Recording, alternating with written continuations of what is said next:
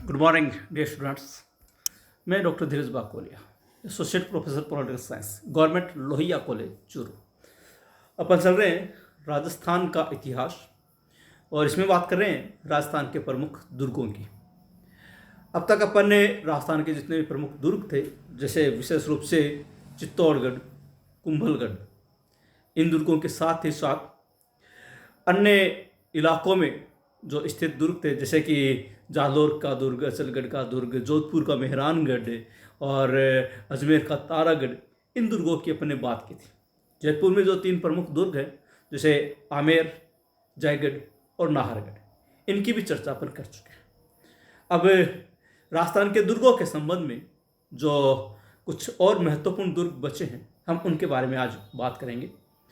आज अपन मुख्य रूप से अजमेर के दुर्ग, जिसे मैगजीन का दुर्ग भी कहा जाता है, उसकी, और सोनारगढ़ का किला जो जैसलमेर का दुर्ग है, उसकी मुख्य रूप से बात करेंगे। आपसे निवेदन, यदि आपने अब तक चैनल को सब्सक्राइब नहीं किया है तो कृपया चैनल को सब्सक्राइब करें, लाइक करें, शेयर करें, कमेंट करें। चलिए शुरुआत करते हैं राजस्थान के प्रमुख दुर्ग। आज अपन बात करेंगे मैगजीन का दुर्ग अजमेर। इससे पहले अपन ने बात की थी अजमेर में स्थित एक गिरी दुर्ग की, जो तारागढ़ के नाम से जाना जाता है। उसको गढ़ बीटली भी कहा जाता है। गढ़ बीटली या तारागढ़ अजमेर में स्थित एक गिरी दुर्ग का उदाहरण है।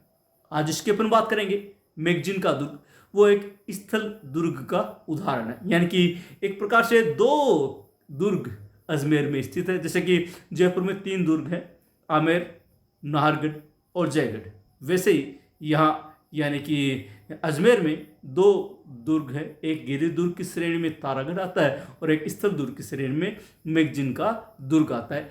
इस किले को अकबर के किले के नाम से भी जाना जाता है। इसका कारण ये है कि इस किले का निर्माण अकबर के द्वारा करवाया गया, इसलिए इसको अकबर का किला भी कहा जाता है या मैगजीन का दुर्ग भी कहा जाता है। इसका निर्माण 1570-71 ईस्वी में अकबर ने स्थल दुर्ग के रूप में करवाया। यानी कि 1570-71 ईस्वी के समय में इस किले का निर्माण हुआ। ये किला कोई बहुत बड़ा किला नहीं है, जैसे कि हमने अजमेर के तारागढ़ दुर्ग की बात की, या जयपुर का आमेर, या चित्तौड़गढ़ का दुर्ग, कुंभलगढ़ का दुर्ग। ये एक विशाल दुर्गों की श्रेणी में आते हैं। लेकिन ये जो मैगजीन का दुर्ग है, ये कोई बड़ा दुर्ग नहीं है, स्थल दुर्ग है, छोटा ही दुर्ग है। और छोटे किले के रूप में या अपने आरामगाह के रूप में इस किले का निर्माण अकबर के द्वारा सन 1570-71 ईस्वी में करवाया गया। ये पूर्णतया मुस्लिम पद्धति पर बना दुर्ग है।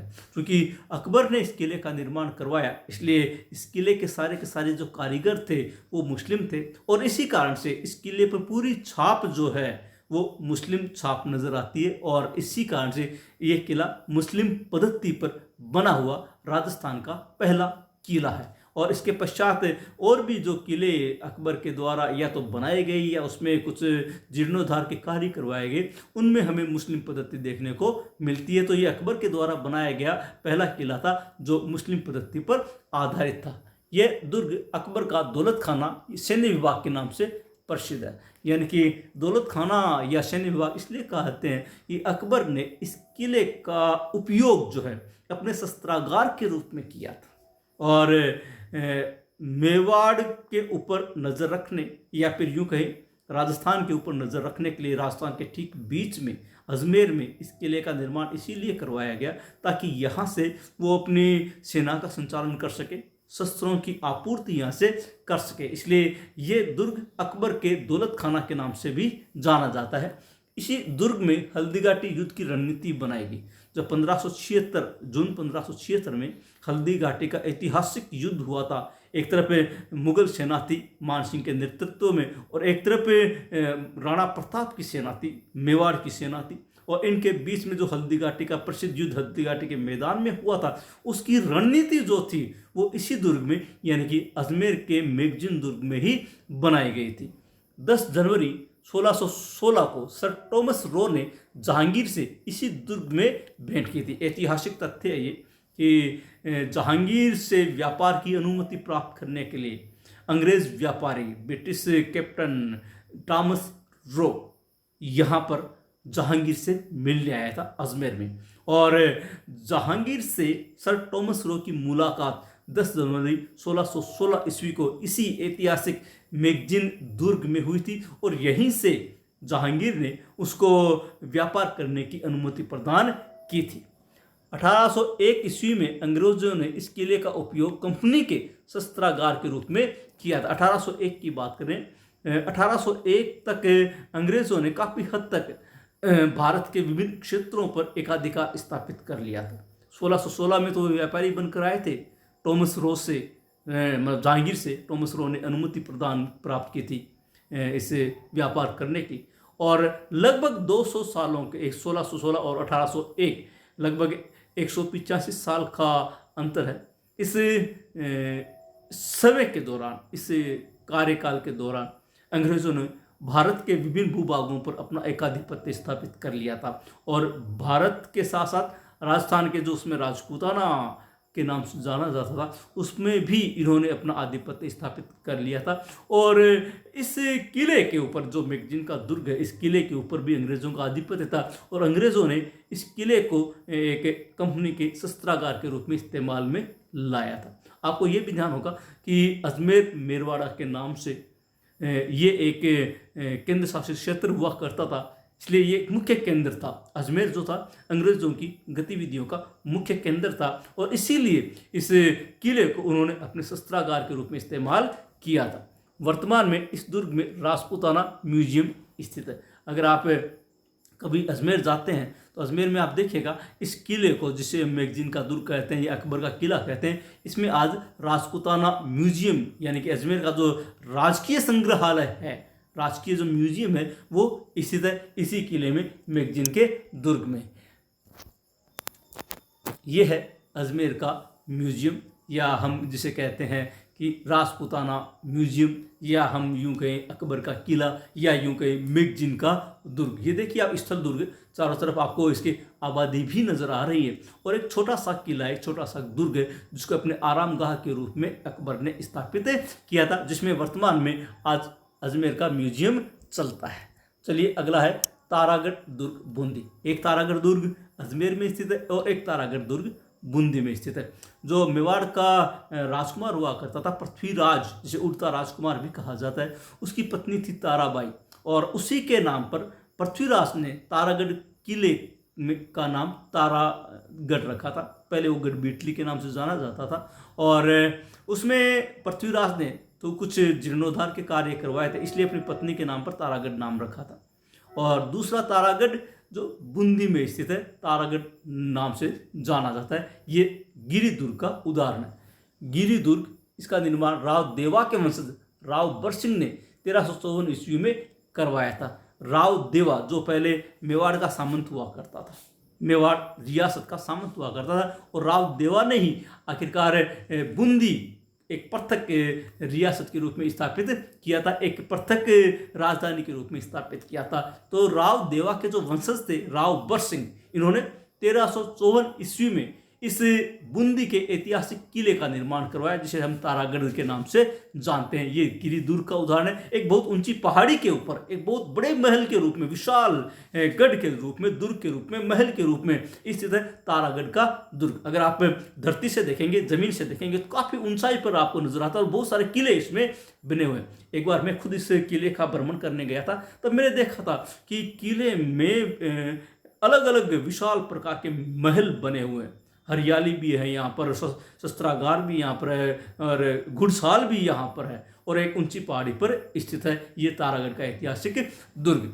हाड़ा शासक देवा सिंह राव देवा ने बुंदू घाटी के अधिपति जेता मीणा को पराजित कर बूंदी में अपनी राजधानी स्थापित की थी। यानी कि बूंदी को जीतने का जो श्रेय है वो किसको है?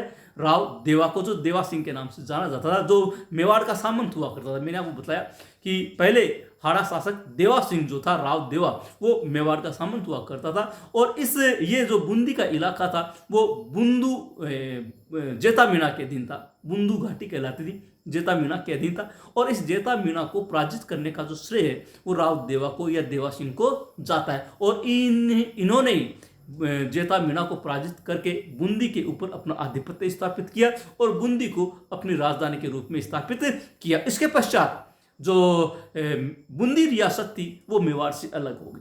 हालांकि बाद में ऐसा भी हुआ कि बूंदी को पराजित करके वापस एक बार मेवाड़ में शामिल किया गया, फिर दोबारा बूंदी जो थी वो मेवाड़ से स्वतंत्र हो गया। पहले राव देवा के रूप में ये मेवाड़ से अलग हुआ, फिर बाद में एक समय ऐसा आया जब मेवाड़ के शासक ने इसको बूंदी के शासक को पराजित करके वापस इसको मेवाड़ में मिलाया। फिर एक समय ऐसा आया कि बूंदी पुनः मेवाड़ से स्वतंत्र एक नई रियासत के रूप में स्थापित हुई थी। तो सबसे पहले अलग रियासत के रूप में स्थापित करने का जो श्रेय है वो देवा सिंह को, हाड़ा शासक देवा सिंह को या राव देवा को जाता है। मेवाड़ के राणा लाखा के अथक प्रयासों के बावजूद वह बूंदी पर अधिकार नहीं कर सका। तब राणा लाखा ने मिट्टी का नकली दुर्ग बनाकर इसे ध्वस्त किया था। एक किंवदंती आती है, ऐसा एक घटनाक्रम आता है कि जब राव देवा ने बूंदी को अलग राजधानी के रूप में स्थापित करके अपनी एक अलग रियासत का निर्माण किया था, वो मेवाड़ से अलग हो गई। मेवाड़ से अलग होने के पश्चात मेवाड़ के राणा लाखा जो थे, मेवाड़ के राणा लाखा जिनका विवाह जोधपुर यानी मारवाड़ की राजकुमारी हंसाबाई के साथ हुआ था, उनका पुत्र जो था राणा लाखा का रावचूड़ा, जो इतिहास में मेवाड़ का भीष्म के नाम से जाना जाता है, तो वही राणा लाखा जो था वो हालांकि बुजुर्ग शासक था। वो बूंदी जब अलग हो गई तो बूंदी को पुनः वो प्राप्त करना चाहता था, बूंदी पर अधिकार स्थापित करना चाहता था। इसलिए बूंदी के खिलाफ उन्होंने कई अभियान चलाए, लेकिन किसी भी रूप में इतने अभियान के बावजूद भी वो कभी भी बूंदी को पराजित नहीं कर सका, बूंदी के शासक को पराजित नहीं कर सका और बूंदी के ऊपर अपना आधिपत्य कायम नहीं कर सका। जब राणा लाखा बूंदी पर अधिकार स्थापित करने में नाकामयाब रहे और उनके अंदर ये टीस थी कि वो बूंदी को पराजित करे, बूंदी को हराए, बूंदी को पुनः मेवाड़ में शामिल करे, तब एक ऐसा आता है कि उन्होंने अपने इस टीस को शांत करने के लिए मिट्टी का एक नकली दुर्ग तारागढ़, मिट्टी का नकली तारागढ़ का निर्माण करवाया। फिर इस नकली दुर्ग को, मिट्टी के दुर्ग को उन्होंने ध्वस्त करके अपनी जो इच्छा थी वो शांत की थी। ऐसा एक वाकया इतिहास में आता है।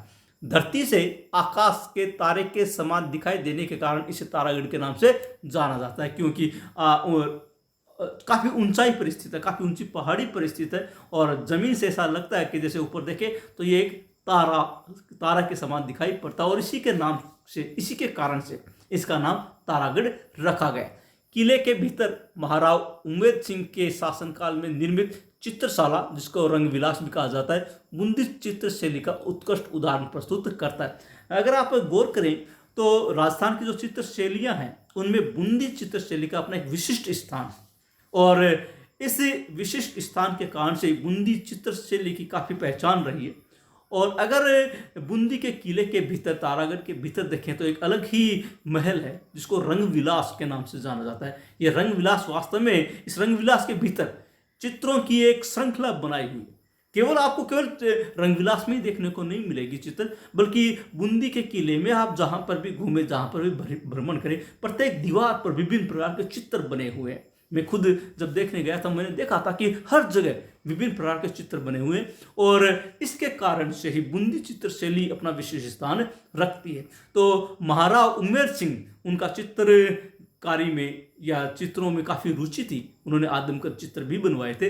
तो उन्होंने एक महल के भीतर चित्रशाला का निर्माण करवाया, रंग विलास महल था, चित्रशाला का निर्माण करवाया था, जो बूंदी चित्रशैली का सर्वोत्कृष्ट उदाहरण प्रस्तुत करता है। यानी कि आपको अगर वास्तव में बूंदी की चित्रशैली देखनी है तो आप रंग विलास महल को देखिए, चित्रशाला को देखिए, आपको लगेगा कि वास्तव में प्राचीन समय में भी इतनी सुंदर चित्रकारी हुआ करती थी।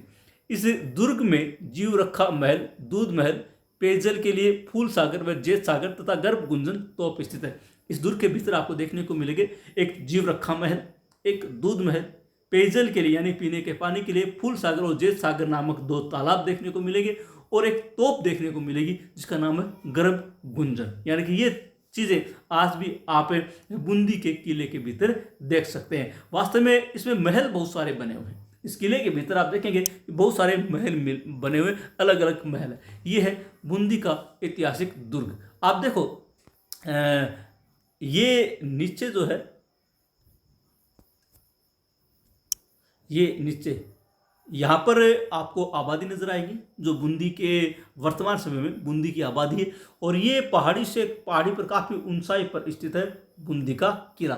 यहाँ पर आप देख रहे हैं ये एक तालाब स्थित है, ये है ना, ये एक तालाब है जहाँ पेयजल की आपूर्ति होती थी। ये बूंदी के किले से थोड़ी ऊंचाई पर, जैसे आप बूंदी के किले की शुरुआत करते हैं चढ़ने की, तो वहाँ पर बूंदी के किले के चढ़ने से पहले ही एक तालाब बना, उसके बाद आपकी चढ़ाई शुरू होती है।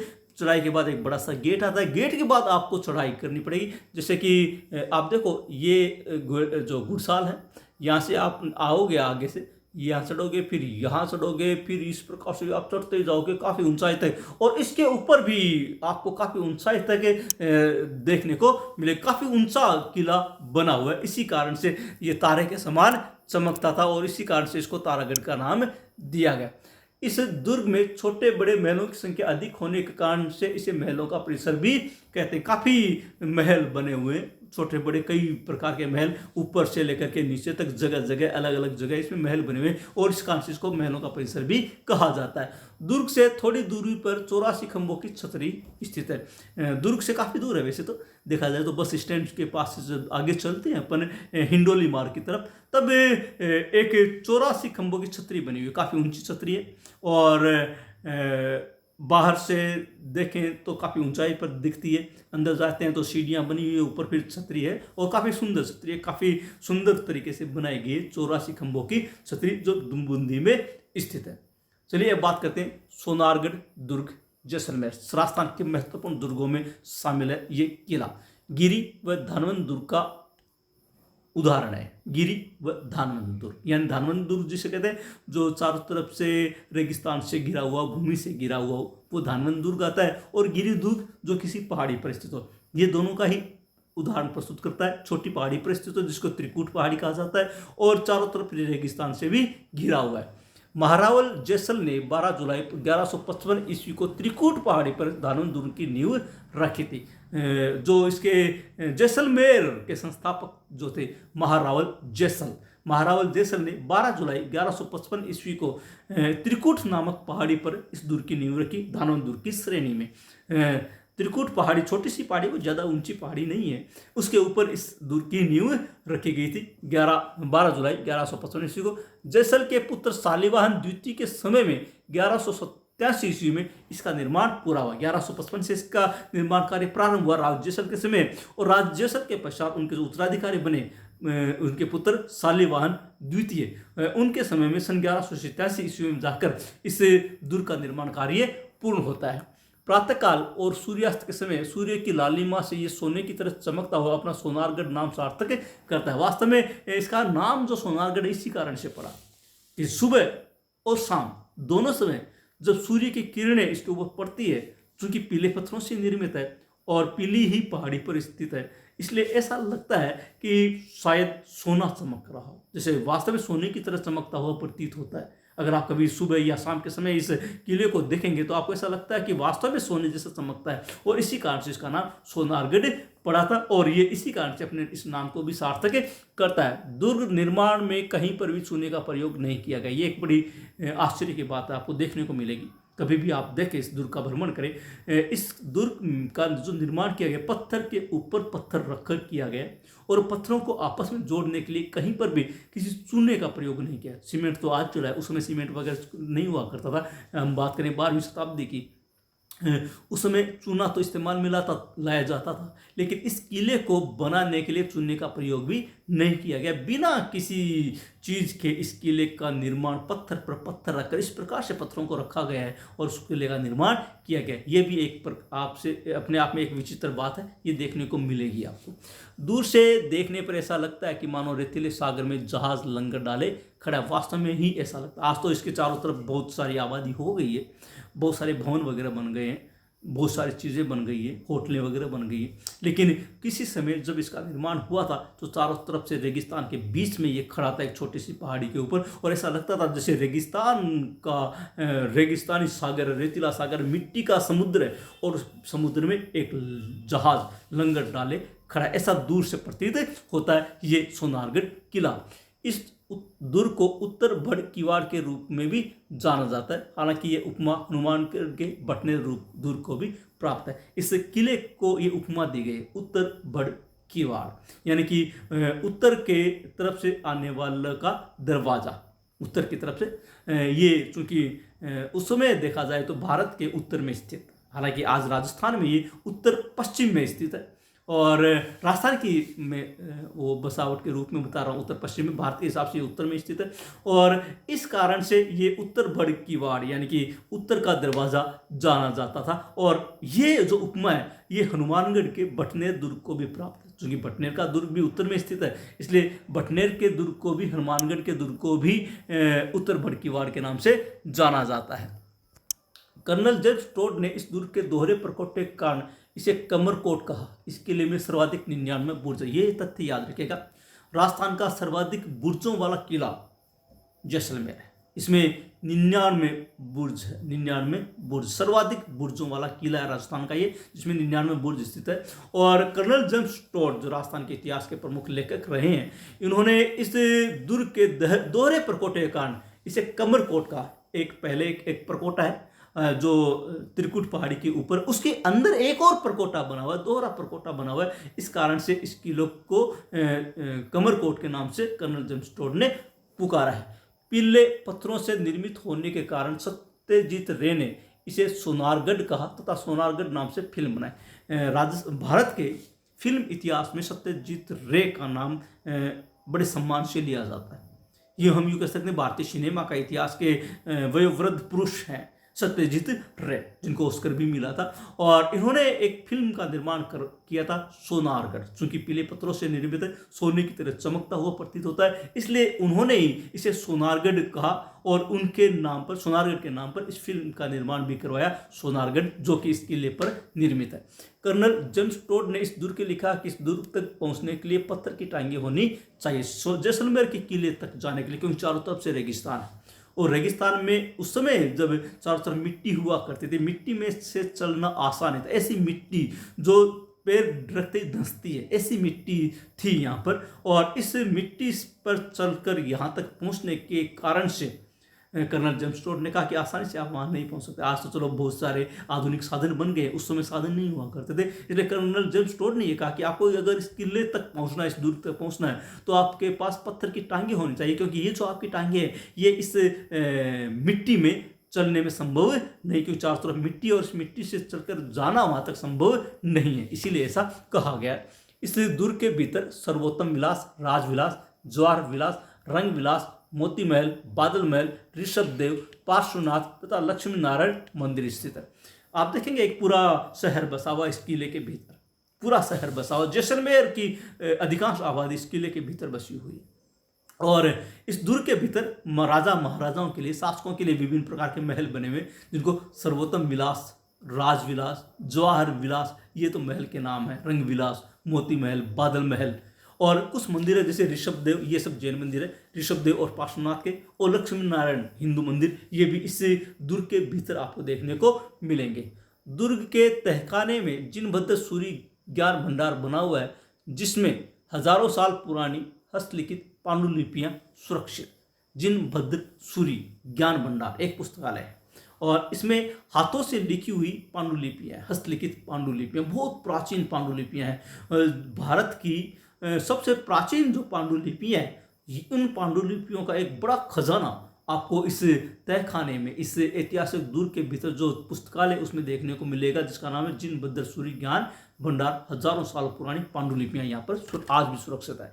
इस दुर्ग में राज्य का दूसरा सबसे बड़ा लिविंग फोर्ट स्थित है, जबकि राज्य का प्रथम लिविंग फोर्ट चित्तौड़गढ़ दुर्ग में स्थित है। मैं आपको कई बार ही बता भी चुका हूँ, राजस्थान के दुर्गों में ये दो दुर्ग महत्वपूर्ण है जिनको लिविंग फोर्ट का दर्जा प्राप्त है। लिविंग फोर्ट का मतलब है जहाँ पर आज भी लोग निवास करते हैं, किले के भीतर निवास करते हैं।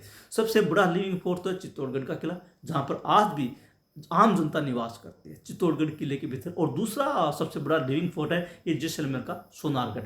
जब आप किले के मुख्य द्वार से प्रवेश करते हैं, जैसे ही अंदर जाते हैं, मैंने अभी आपको कहा कि किले के भीतर एक पूरा शहर बसा हुआ है, मंदिर भी है, मार्केट भी है, महल भी है, मकान भी है, पता नहीं क्या क्या चीज़ें जो एक शहर में होती है, वो सारी की सारी चीज़ें आपको इस दुर्ग के भीतर, इस दुर्ग के परकोटे के भीतर देखने को मिलेगी। इसलिए इस दुर्ग को, राजस्थान के इस ऐतिहासिक सोनारगढ़ दुर्ग को राज्य का दूसरा सबसे बड़ा लिविंग फोर्ट होने का दर्जा प्राप्त है। पहला सबसे बड़ा लिविंग फोर्ट है चित्तौड़गढ़ किला और दूसरा सबसे बड़ा लिविंग फोर्ट है जैसलमेर का सोनारगढ़। सतियों के पगलिये के रूप में राजस्थान में प्रथम सती होने के प्रमाण यहाँ मौजूद है। ऐसा माना जाता है कि राजस्थान में पहली महिला जो सती हुई वो जैसलमेर में हुई थी। और यहाँ पर आज भी जैसलमेर के दुर्ग के भीतर सतियों के पगलिये, यानी कि उनके जो पैर हैं, पगलिये हैं, जैसे कि रामदेव जी के पगलिये की पूजा की जाती है, वैसे ही यहाँ पर सती के पगलियों की पूजा की जाती है। और ऐसा माना जाता है कि राजस्थान में पहली सती यहीं पर हुई थी। इस दुर्ग को यूनेस्को ने अपनी विश्व धरोहर सूची में शामिल किया, ये तथ्य भी याद रखेगा। राजस्थान का ये दुर्ग यानी कि सोनारगढ़ दुर्ग यूनेस्को की विश्व धरोहर सूची में शामिल है। एक किंवदंती के अनुसार भगवान श्री कृष्ण के सुदर्शन चक्र से निर्मित जैसल कुआं इस किले में स्थित। हालांकि जैसल कुएं का निर्माण महारावल जैसल ने करवाया था पीने के पानी के लिए, लेकिन ऐसा एक माना जाता है कि ये कुआं काफ़ी प्राचीन है, बहुत पुराना कुआं है और भगवान श्री कृष्ण ने सुदर्शन चक्र के माध्यम से इस किले का इस कुएं का निर्माण करवाया था, जिसको बाद में राव जैसल ने उसको नया रूप प्रदान किया, ऐसा एक माना जाता है, किंवदंती है। ये किला अपने 2.5 शाखे के लिए प्रसिद्ध है। 2.5 शाखा यानी कि 2 पूरे और 1 अर्ध शाखा। प्रथम शाखा जो था 1294 ईस्वी में दिल्ली के सुल्तान अलाउद्दीन खिलजी व भाटी शासक मूलराज के बीच हुए युद्ध के समय पहला जो शाखा हुआ था यहाँ पर वो हुआ था सन 1294 ईस्वी में। 1294 ईस्वी में जैसलमेर के शासक हुआ करते थे भाटी शासक, क्योंकि भाटियों की राजधानी थी मूलराज, और उस समय दिल्ली के सुल्तान हुआ करते थे अलाउद्दीन खिलजी। इनके मध्य युद्ध हुआ था और ये युद्ध काफ़ी लंबा चला था। 1294 ईस्वी में युद्ध होता, लेकिन युद्ध कई सालों तक चलता रहा था और युद्ध कई वर्षों चला। अंत में 1316 ईस्वी में वीरांगनाओं ने जौहर किया। 1316 ईस्वी शाखा कब हुआ? सन 1316 ईस्वी में पहला शाखा भाटी शासक मूलराज और अलाउद्दीन खिलजी के बीच हुए युद्ध के परिणाम स्वरूप यहाँ पर वीरों ने केसरिया किया और वीरांगनाओं ने जौहर किया। दूसरा शाखा 1342 ईस्वी में जब फिरोज शाह तुगलक व रावल दुद्दा के मध्य हुए युद्ध के बाद 1342 ईस्वी में दिल्ली के सुल्तान सल्तनत काल था, उस शासक हुआ करते थे तुगलक वंश के फिरोज शाह तुगलक, और उस समय जैसलमेर के शासक हुआ करते थे रावल दुद्दा। इनके मध्य जो युद्ध हुआ था 1342 ईस्वी में, इस समय यहाँ पर दूसरा शाखा हुआ। तीसरा था यहाँ पर अर्ध शाखा। कंधार के शासक अमीर अली व राव लूणकरण के मध्य 1550 ईस्वी में हुए युद्ध के कारण वीरों ने केसरिया तो किया किंतु महिलाओं ने जौहर नहीं किया, इसी कारण इसे अर्ध शाखा कहते हैं। मैं आपको बताऊं, कंधार का एक भागा हुआ शासक था, भागा हुआ सेनापति कहेंगे अमीर अली, वो भागकर राजस्थान आया और राजस्थान में यहाँ पर राव लूणकरण जो जैसलमेर के शासक थे, इन्होंने इनको यहाँ पर अपने यहाँ शरण प्रदान की, लेकिन अमीर अली ने धोखा दिया और राव लूणकरण के ऊपर आक्रमण कर दिया। और आक्रमण के परिणाम स्वरूप, चूंकि इस आक्रमण की इनको आशंका भी नहीं थी, 1550 ईस्वी में इनके मध्य युद्ध हुआ और युद्ध में जो यहाँ जैसलमेर की जो वीरांगनाएं थी, महिलाएं थी, इनको भाटियों की जीत की खबर मिली थी, यानी कि उनको लगा कि भाटी जीत गए हैं, लेकिन वास्तव में इस युद्ध में राव लूणकरण मारे गए थे। और चूंकि महिलाओं को पूरी सूचना नहीं मिली थी, इसलिए महिलाएं जौहर नहीं कर पाई, केवल यहाँ पर केसरिया हुआ था, जौहर नहीं हुआ था। इस कारण से इसको अर्ध शाखा कहते हैं, जहाँ पर केसरिया भी हो यानी कि वीरगति को भी प्राप्त हो और महिलाएं जौहर करें, उसको तो शाखा कहते हैं। और चूंकि यहाँ पर केसरिया तो हुआ था लेकिन जौहर नहीं हुआ, इस कारण से इसको अर्ध शाखा की श्रेणी में माना जाता है, इस कारण से इसको 2.5 शाखा कहते हैं।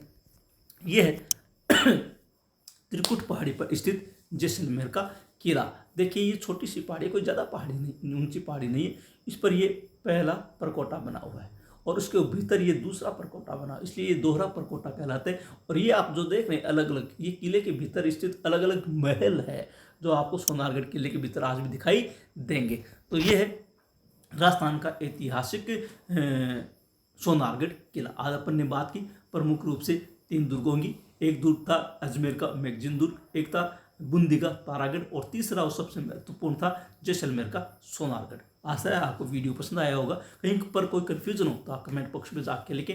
और पुनः निवेदन, यदि आपने अब तक चैनल को सब्सक्राइब नहीं किया तो कृपया चैनल को सब्सक्राइब करें, लाइक करें, शेयर करें, कमेंट करें। चलिए मिलेंगे अगले वीडियो में इस दुर्ग की श्रृंखला को आगे बढ़ाते हुए। तब तक के लिए धन्यवाद।